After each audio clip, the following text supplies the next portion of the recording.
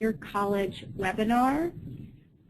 We're starting a few minutes just for those who would like to review the technology part of.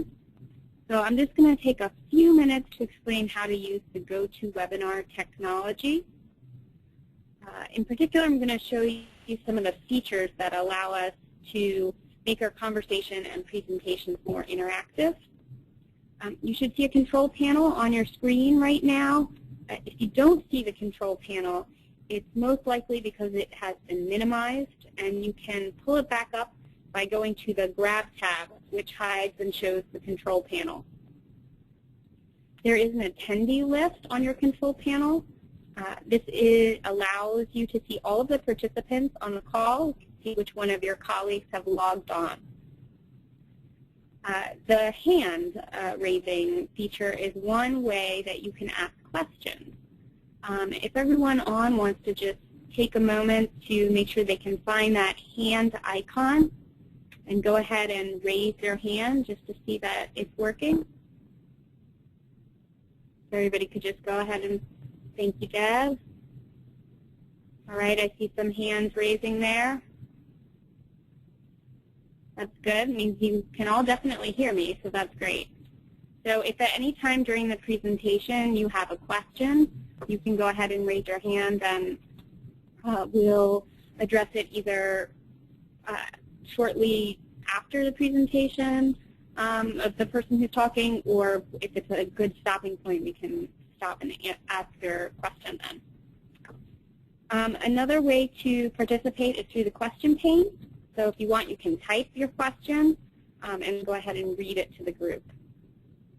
So all of the panes can be accessed by clicking on the plus or minus buttons that are at the top left of each pane.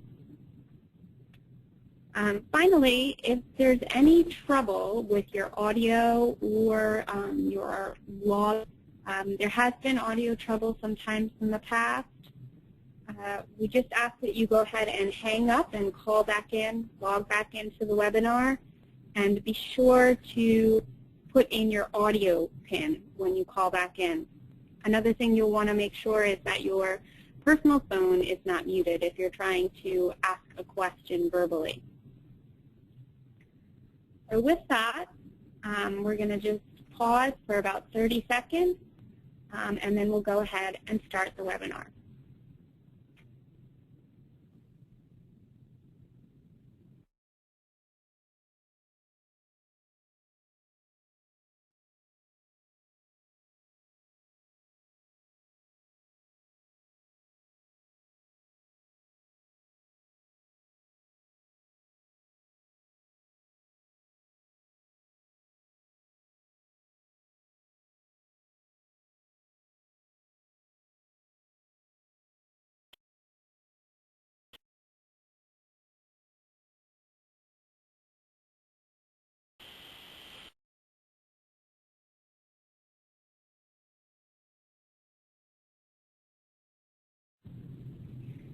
Hey, welcome everyone to the September Leader College webinar.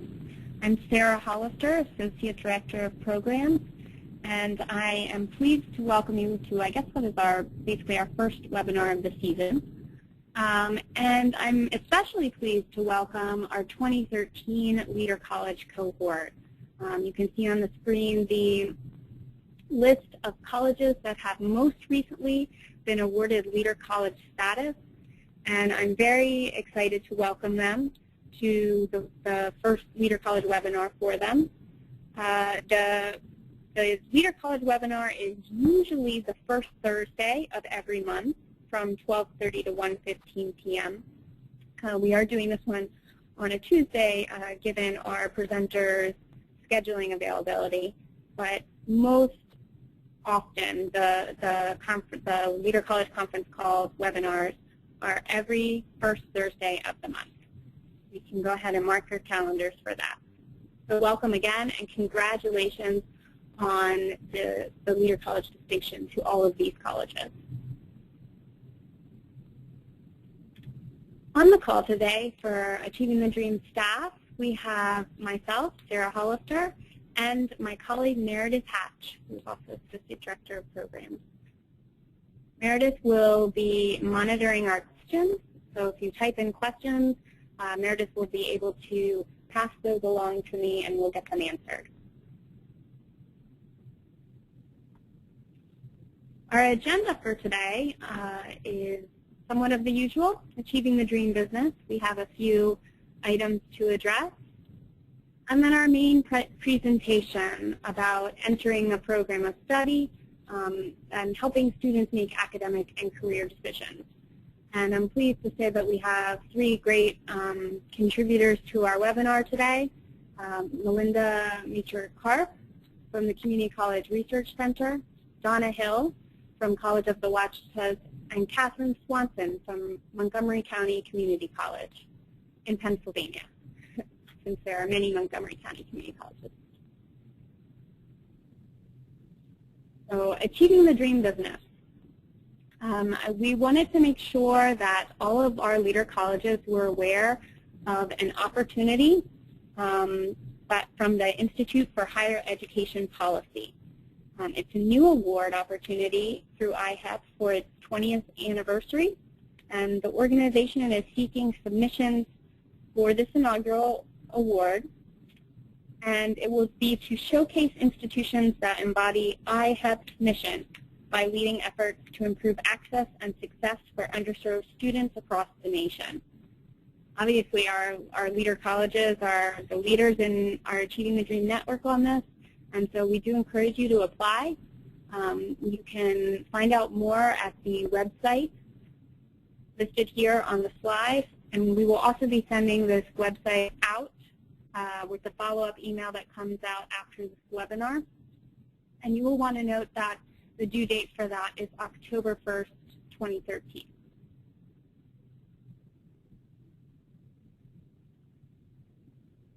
So the call for workshop proposals for DREAM is open.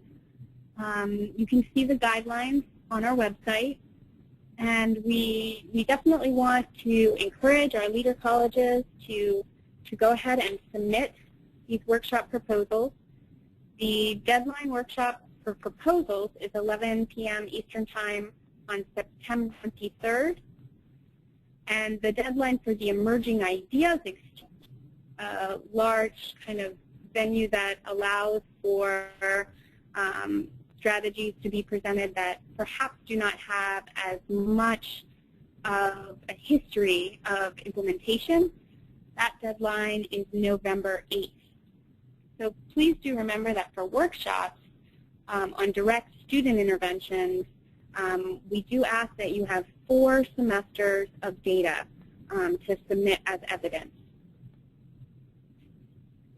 Something to note, too, is later today, 4 p.m., there will be, at 4 p.m. Eastern Time, there will be a webinar on creating engaging DREAM workshops. And you can register using the link there. Finally, we are still looking for volunteers of current leader college presidents to call and welcome presidents who have either transitioned to existing Achieving Leader colleges or to welcome the presidents of the colleges that are newest cohort of Achieving the Dream colleges. So if your president is willing to make a phone call and welcome a new president, please do send me an email, shollister@achievingthedream.org.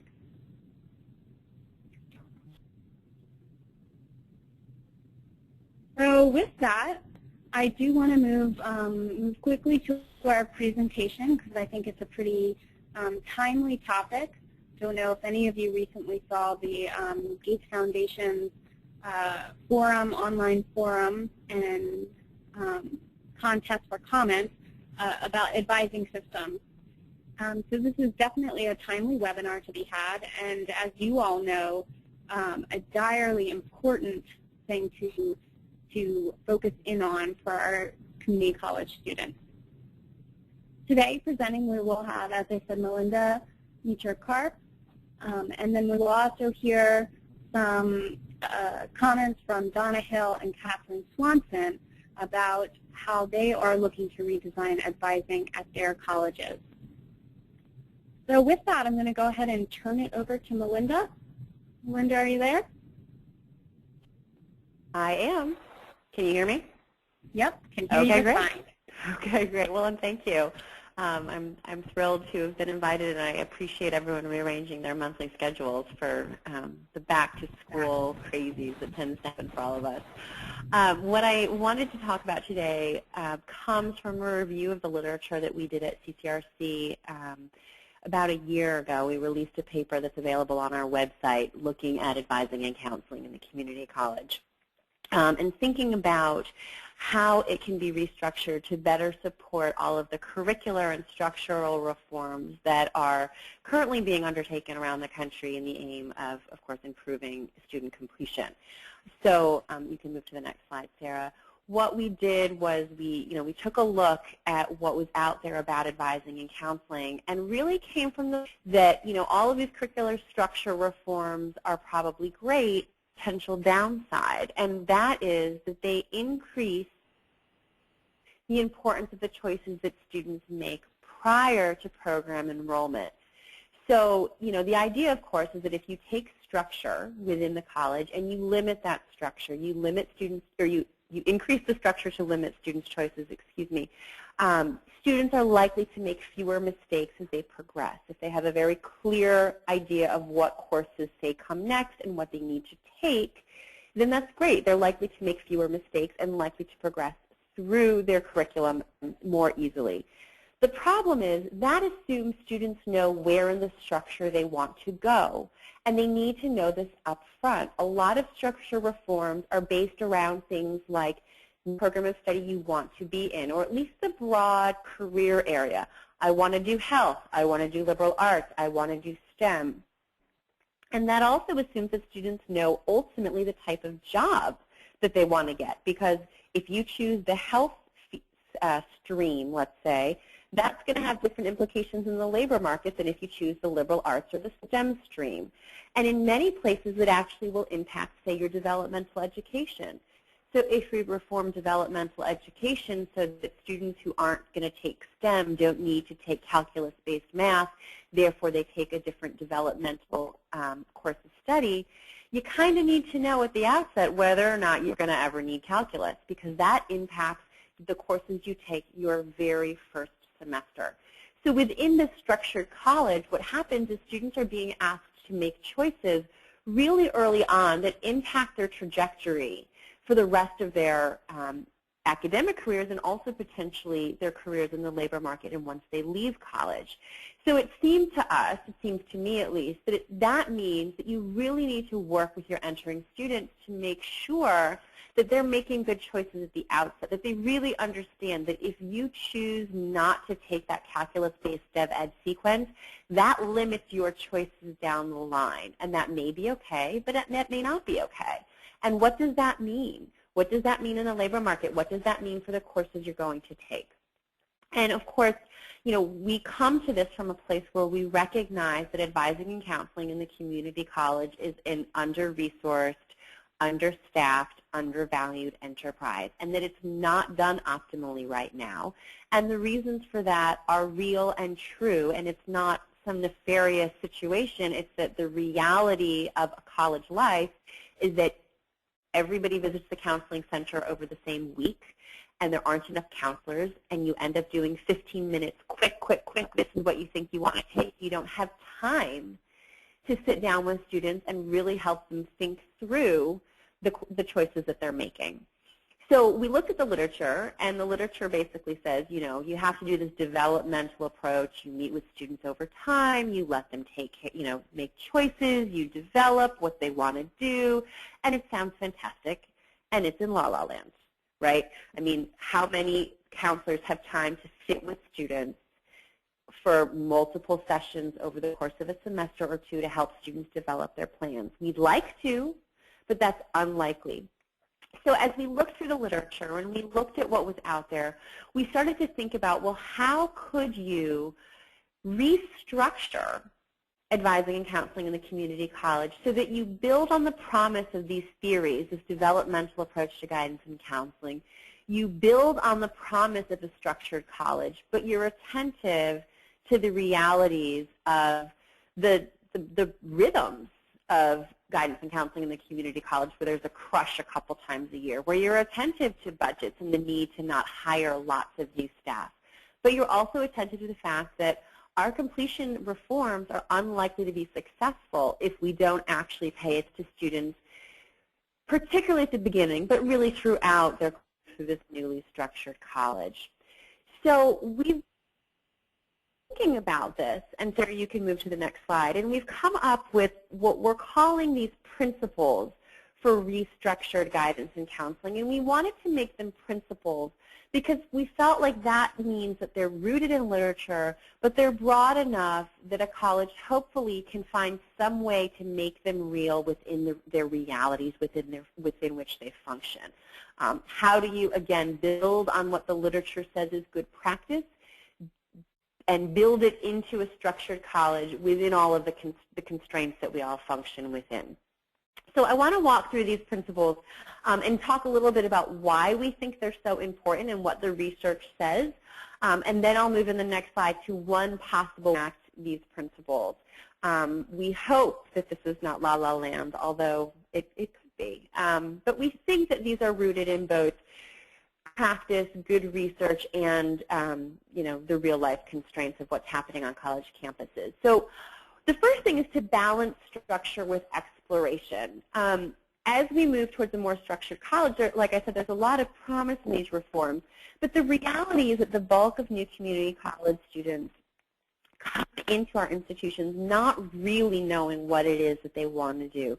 There's always going to be that subset who are very clear, very focused, but many students don't really know what they want to do. And even if they think they do, they don't have a good sense of what it is that will happen if they, say, choose to major in art as opposed to dental hygiene. They think they know, but they don't necessarily know. And so one thing that we think is really important is to balance the structure created on college campuses with the opportunities for exploration, additional meetings with a counselor, whether that's a career-focused student success course, some way to help students continue to explore their interests and figure out what their plan should be, even as they're moved into a program of study, say, or a curricular pathway. We don't think it's reasonable to expect every new student to know where they want to go and what they want to be their first day of school. And so, it's tricky to do, but it's important to recognize that, students, if they end a course of study, they may well be more disadvantaged because they picked it willy-nilly and then they realize, oh gosh, I chose health and I hate blood. I've got to back up lots of classes that maybe they wouldn't have taken had they had more of an opportunity to explore. The second thing, the second principle is that career counseling should drive an integrated approach to advising. What we see right now is that academic advising and career advising are completely disconnected from one another. So you've got your academic planning happening, and that's where most people focus their efforts. How do you come up with a program of study? How do you figure out which courses to take in a given semester? And then if you're really clueless, maybe you get sent to a career counselor who's probably in a different part of the advising office, maybe in a different part of the college. And they might give you an inventory, but they don't link it back to what does that mean? Okay, now I know I'm interested in mechanical type fields. Well, what does that mean for picking my program of study? What does that mean for picking my courses? That conversation often doesn't happen because there are two different offices and two different people engaging in academic and career planning. We would argue that actually the career counseling should drive everything. Once you've helped students figure out where they want to go, then you can map the academics on top of that. And so helping students figure out in a realistic way what it is that they want to do. And I'm not saying that this is the old sort of voc ed tracking, oh, we think you should be blah, blah, blah, but more of a thoughtful, I'd like to do this kind of work, therefore here are the kinds of careers that I think might make sense. Therefore, here are the courses or the program of study that make the most sense. that backwards mapping allows students to plan for both academics and careers. Hopefully this would also make their academics more relevant, because now it makes sense. Now you know why you're taking courses, because they're building towards some bigger goal. The third principle is to provide services to students based on their level of need.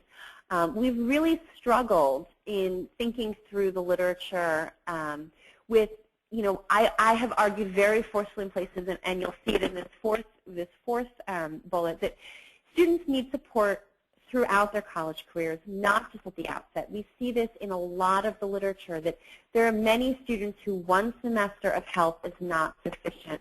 The problem is, how do you provide intensive and personalized advising to everybody? That's just not realistic either. So what we've been thinking and playing with is this notion almost of triage, which, I don't know if I love the metaphor, but if you'll run with me.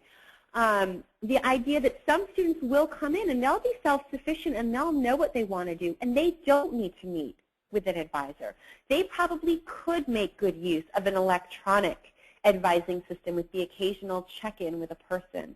There are some students who they're kind of on the border. They could get away with, a semester-long student success course, let's say. And there are some students who really do need a person and a face, and they need to have a check-in every 2 weeks or every month. And if you start thinking through who needs what, you can provide those intensive services to the students who need them without, hopefully, overwhelming your advising and counseling staff, because you're sort of being strategic about who gets what and when and why. Build on that strong research-based developmental model of advising and counseling, because it allows students to develop over time. It conceives of advising as teaching and learning, and when students are ready to be self-sufficient, you move them on and you don't need to work with them anymore, but you get them to a place where they can do that on their own. And the final principle, which I alluded to, is to deploy resources so that you can do this advising over time. When we look through the advising literature, it's really clear to us that what I call the inoculation approach, where you sort of give students a shot of support in the first semester, be it through a learning community, orientation, a College 101 course, mentoring for a semester, those effects tend to fade over time. So that shot doesn't inoculate students from failure, essentially. What it does is it helps them be successful during the semester that they're getting the intervention, but over time those effects fade. And what that speaks to is the need to support students throughout their collegiate careers. And again, it's really hard to do this within the constraints of the community college, because you don't have the advisors to give everyone their own check-in for an hour every semester. But we would argue that if you structure your advising on the principle that you need to check in with students and provide support strategically at strategic moments, at the moment a student decides to change his or her major, at the moment students need to start applying for transfer programs, whatever those moments might be, you can provide that support over time. And again, it sort of speaks to the previous bullet around thinking through who needs what when and giving developmental advising in a more strategic fashion. We've come up with this abbreviation, it's about the only one I've ever managed to come up with, that sort of talks about these principles. We call it SIP, for sustained, strategic, intrusive, and integrated, and personalized. And what that does is it sums up this notion that at the end of the day, what you ideally are aiming for in your advising reforms to support students is to make them sustained, so that it's not 15 minutes every semester, to make it strategic so that you're figuring out who needs what, to make it intrusive and integrated so that it is something that students encounter. I've argued elsewhere, and it's a presentation for another day, that faculty really need to become engaged in this work in the classroom, so that all students are getting this kind of support throughout their careers, and so that it's personalized so students know where to go. So this is the big picture, and the question becomes, what does this look like? And Sarah's going to show you one possible model. And folks in the colleges, I hear rumors that people are trying to do this, so hopefully it's true. But when we thought through these principles, what we thought about was that this might work. And again, we didn't want to argue for hiring lots of counselors. We wanted to argue for taking the constraints that you're working within and rethinking how you deploy your resources to align it better with the needs of students and also the curricular reforms, the program of study reforms that folks are engaged in. So if you see one possible way to do this would be that everybody goes through an intake triage, a quick inventory, a quick 10 minutes with a counselor, maybe a quick online survey. And all new students do this with an intake advisor. And you could use that to basically bucket your students to those students who need a lot of support, to those who need some structured and supported advising, and some who are ready to go off on their own. And then students would basically engage with advising in different ways. One of the key things about this, if you look at the box on the far right, is the embedded program advising. We're hypothesizing that rather than putting all of your advisors in a centralized location, it might make sense to keep some of them there to serve as intake, to do this developmental work at the front end, but then take other advisors and embed them into your programs of study. So you have an advisor who is a specialist in the STEM programs, let's say, or a specialist in the liberal arts and transfer programs. Those streams that are being created within many structured colleges each get their own advisor. And the goal is to ultimately end up where your advanced students are working with them and not your centralized advisors. What we think that allows for is a point person, so students always know who to go to. Okay, I'm in health, I have a question, I go to Jane. And Jane probably knows the answer, and if she doesn't, she knows who to go to get that answer. She likely knows her students, knows when those points are when students need more success and when she can back off. She's also a point person for the faculty members. So once they have their goals, they can end up there.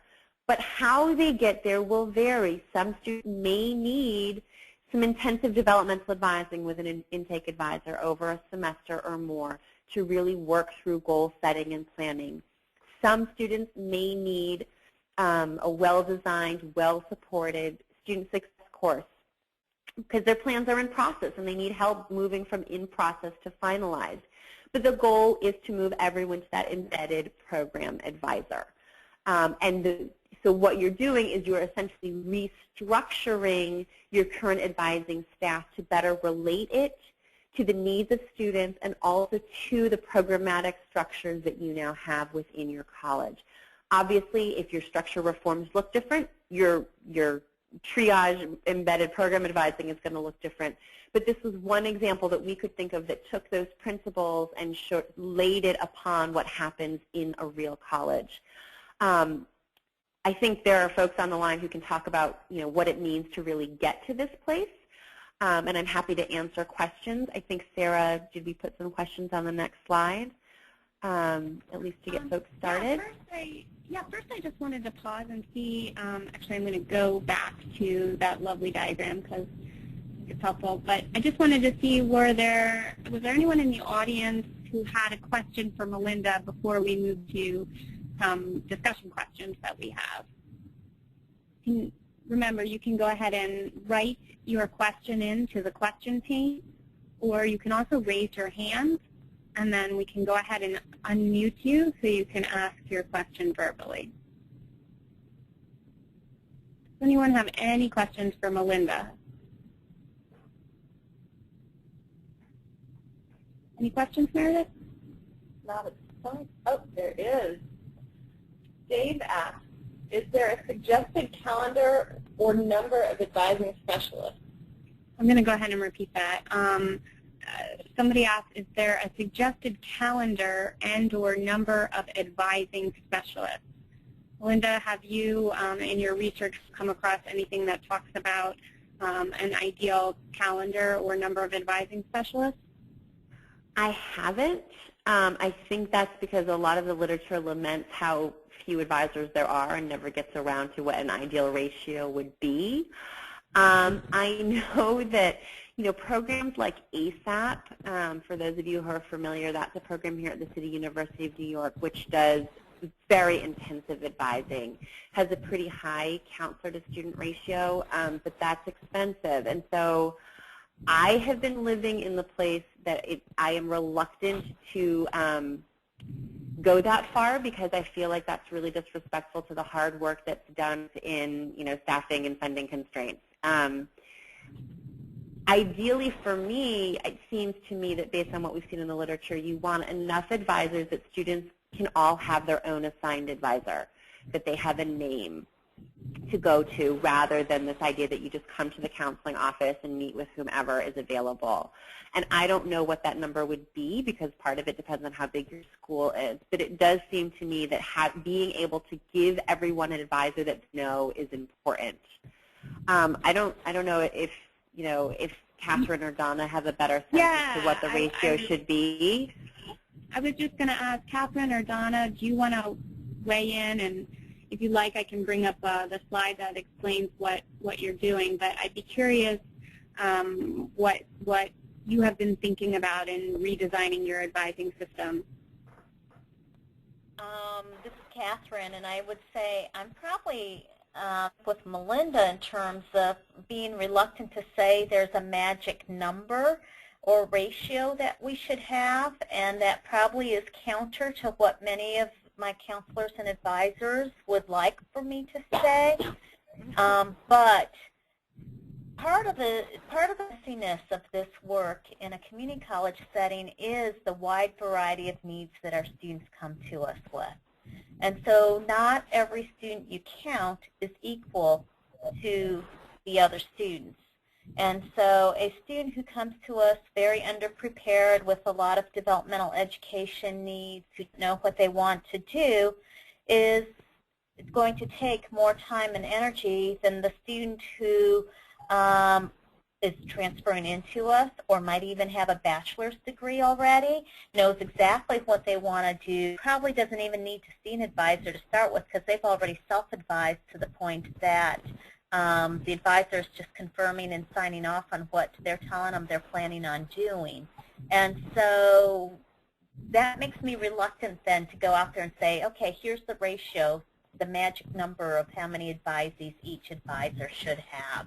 But I do agree that assigned advisors is important, and that's been part of our reform we're in the middle of, and we started with is assigned advisors actually by program of study, with the majority, with our biggest group of advisors assigned to our liberal studies degree, because that's the students who don't know what they want to do start out. So I'll shut up and let Donna share her thoughts. And this is Donna from College of the Ouachitas. I think Catherine makes a wonderful point that not every student is equal in terms of need and time. One of the things that we're trying here at the college is everyone will be assigned 2 advisors, a success coach, which is what advisors technically have been in the past, and also a faculty advisor who does more than just advises what courses need to be taken in the next semester, but also, if you see the overlap in the Venn diagram there, will also help with some of the things that have historically been seen as an advisor's role, not the faculty advisor's role, at least here on our campus. By doing that, the amount of advisees that our success coaches will have to have can be expanded, because there is a safety net where if our success coach can't take care of the need, those areas that are in the overlap, a faculty advisor will also be notified of. So if we can have hopefully fewer success coaches, but also take care of all of the needs of the students, if that makes any sense. Great.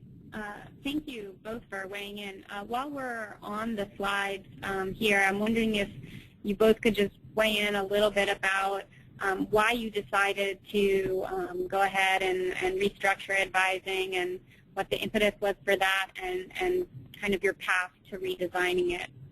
Do you want to start, Donna, since I'm on your slide? Sure. Quite frankly, one of the reasons I began looking at this is because even though I'm in student affairs now, I began as a faculty member. And now that I've seen both sides of the college, I see, number one, how working together makes so much more sense than having two separate entities. Our faculty have always had to be advisors. So having two separate entities didn't make sense if we were wasting resources. So we wanted to look at a new advising model anyway. But because of limited resources, we're a very small campus, and because of limited resources, we don't have even one full-time advisor in student affairs, everyone else besides just advising. And we wanted to make this work for our college in terms, our student success coaches are going to, we hope for them to be very highly qualified coaches, not people who come in as an advisor and hope to move up the ranks somewhere in the future. We want these people to be able to do basic financial aid, admissions, life mapping, all of those things. And then we will need fewer people in financial aid and admissions because the success coaches will be doing all of that. One thing that has started here at our college as a result of a state grant is we've got career coaches who are college employees, but they have offices on our high school campuses. And they are doing a lot of the counseling that Melinda was talking about in terms of career exploration, degree exploration as early as 8th grade. So hopefully many of those questions will have already been solved in our incoming students' minds before they ever see our success coach. So we're trying to move back as far as we can to start getting those important questions addressed even before they've applied for admissions at our college. Great. Thanks so much, Donna, for sharing with us. Catherine, do you want to say a little bit about your project to redesign advising? Sure. And I'm going to address some of the broader piece first and then talk more about the tools and systems, because with the at Montgomery, we serve about 21,000 credit students a year. And so we're talking about perhaps a little bit different scale than maybe what Donna is working with her campus or in her college. So about a year ago, we started a major planning process in the Student Affairs and Enrollment Management Division that started with merging enrollment management into one division. So at one point, those areas didn't talk to each other as well as they needed to. And so merged the two into one division and then started work. And we started with looking at the new student entry process and quickly realized that it's really more about the overall academic advising experience at the college. And with that, also looking at things like our Noel Levitt's student satisfaction inventory results and SESI results, and realizing that academic advising is an area of concern for our students, and knowing that that might be what we need in order to significantly move the needle related to persistence and graduation. So all that merged into this planning process. At our college, our academic advisors are professional advisors and counselors in our student success centers at each campus. And they are faculty status but considered non-teaching faculty. And so, and prior to this initiative, students dropped in to see whatever advisor is available. And even though there was some advisor assignment done to special cohorts of students, it wasn't done consistently across the student body. So our first change was, as I mentioned earlier, is to change all of our advisors to advising by major. And Melinda talked about the reality of advising sources, especially during peak registration periods. And one of my first observations in watching our advisors work was that many of them were functioning like registration clerks versus using their talent and skills as advisors. And so students were coming in and they were registering students for their courses instead of having those rich conversations that go along with intrusive advising. And so part of the redesign is to look at how do we put the tools in place to help students be able to better utilize our online tools for registration once they have an academic plan with their advisor. And so it's really changing the advising role to being more advising than registration and enrollment driven, knowing that enrollment will come if we do this part right. And so, once we get students in, and they'll start in more generic courses and core courses at the college, at first semester, once things settle down and advisors have more time, they'll follow up with each new student to check in with them on their progress with their first semester, confirm their selection of program of study, and if in that conversation they realize that that selection isn't solid for that student, then do the career assessments, talk about career opportunities, and using some of our online tools for that with the student. But that's done with the advisor, integrated like Melinda talked about, versus referring to another area for those assessments. Also at that time, assess whether or not transfer destination is known, because that'll make a difference in which courses the student needs to take, and build out the rest of that student's academic plan. When it comes to the tools to support this, we're in the process of implementing Ellucian's academic planning tool. We are an Ellucian colleague college, and so that will assist us then for those students who might not need as many touches later on down the road, but have that electronic tool for communicating with their advisor and to continue with their planning and registration. And so I think that that's a key part of it. We're also in the process of implementing Starfish retention solutions. They're early alert and connect tools, which will allow then the advisors to do that intrusive advising early on, and that early intervention as faculty either trigger alerts or our system triggers alerts based on a student's activity in Blackboard or other tools on campus. And then that's going to let our faculty and advisors monitor the progress of their students earlier on as well. One of the things about the Starfish tools, it also provides students with feedback on their own academic progress, so they'll be able to see how they're progressing as well. And we use the Blackboard Analytics for Learn to provide some of that feedback as well.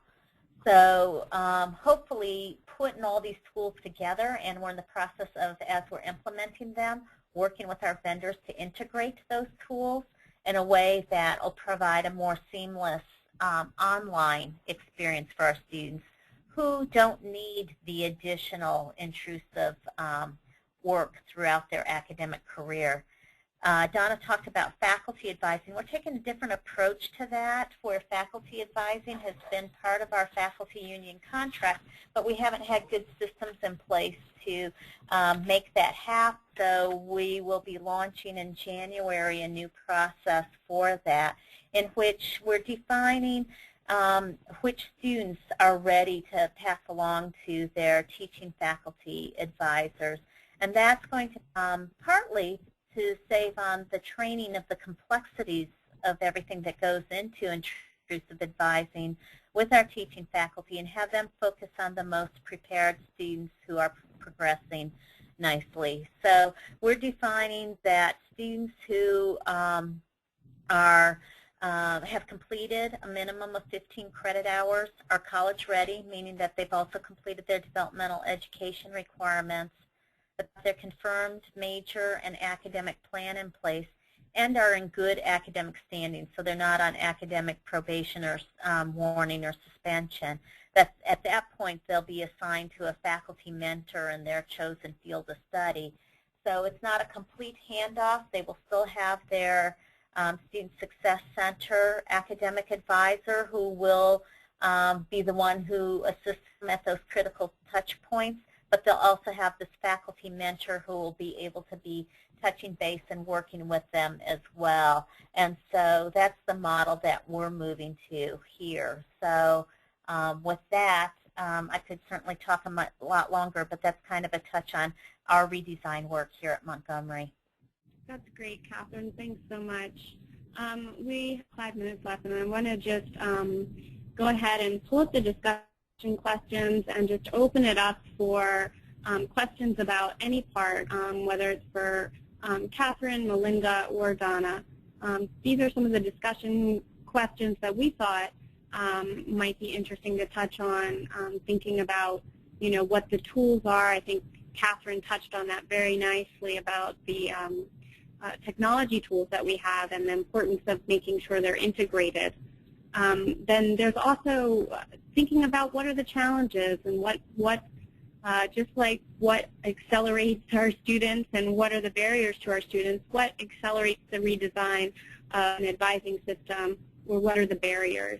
One thing I definitely heard from our representatives from the colleges is the importance of faculty and student services collaborating together, and that's certainly something that Achieving the Dream has been working on a lot with our Press for Completion grants, and we've seen tremendous success there. So are there any questions about what was presented or talked about, or any comments related to these questions posted on the webinar? Again, you can go ahead and type in your question, or you can raise and we will unmute you.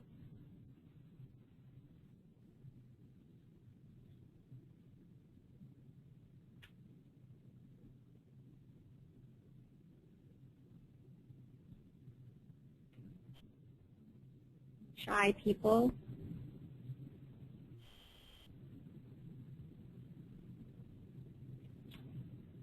Question. How do you get the students motivated to engage in advising it mandatory but enticing? Do one of our presenters want to weigh in on that question?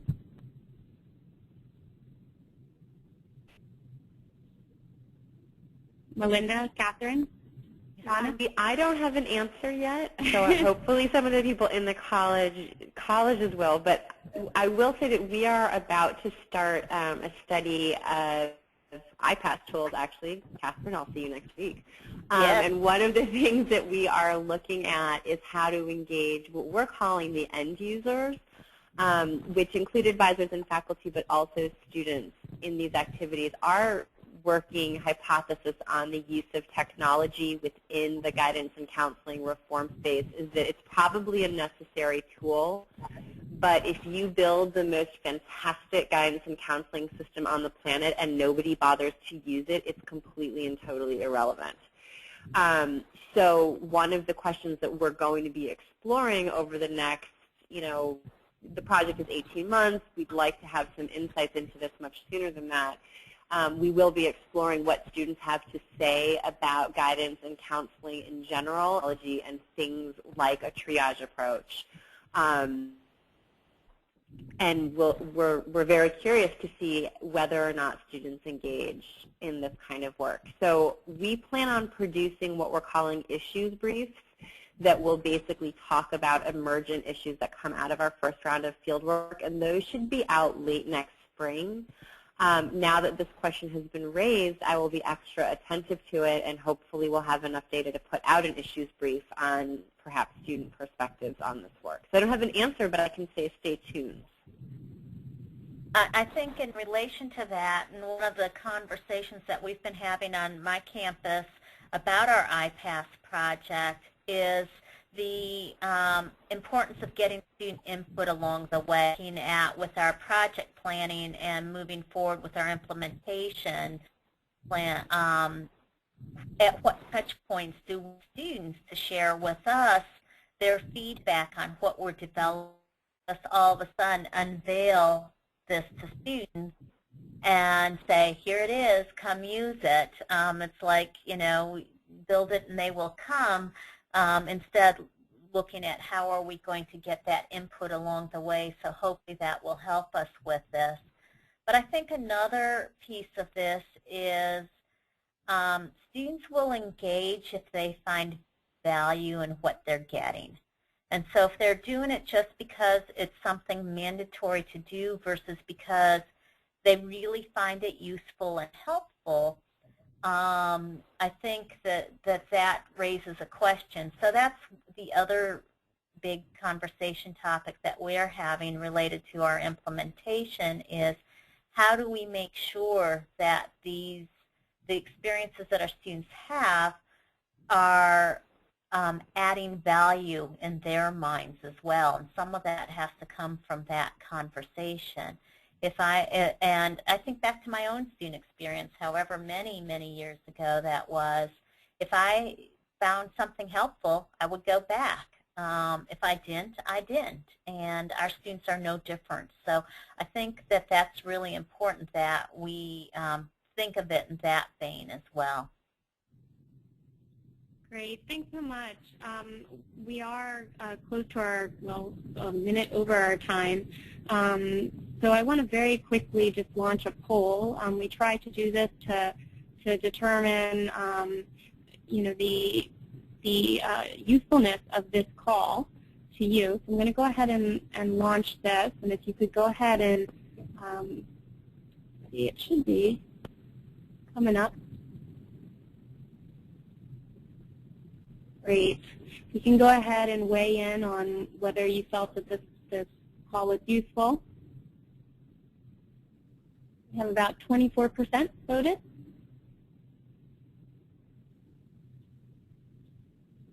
Just 2 more seconds to get your votes in.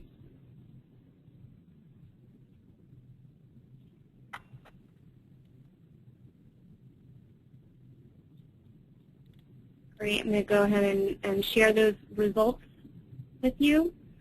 So it does look like useful and informative. I wish that we had more time to dive into maybe some of the barriers and challenges of state policy, and perhaps this could be a follow-up conversation that we could have with those who are interested.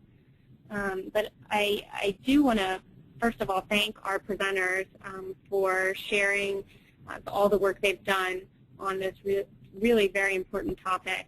And I also want to just remind you all that we will have our next Leader College call. It will be Thursday, October 3rd from 12:30 to 1:15 p.m. Eastern Time. I'm very close to solidifying the topic. It's most likely going to be several of our colleges who have created MOOCs. And so it will be a discussion about community colleges creating MOOCs and the implications of that for student success. So with that, I want to thank you all for being on a little bit later with us. We did go a little bit over. We'll try to stay concise next time. And please do join us next month for the next Leader College call, and have a wonderful month. Thanks so much.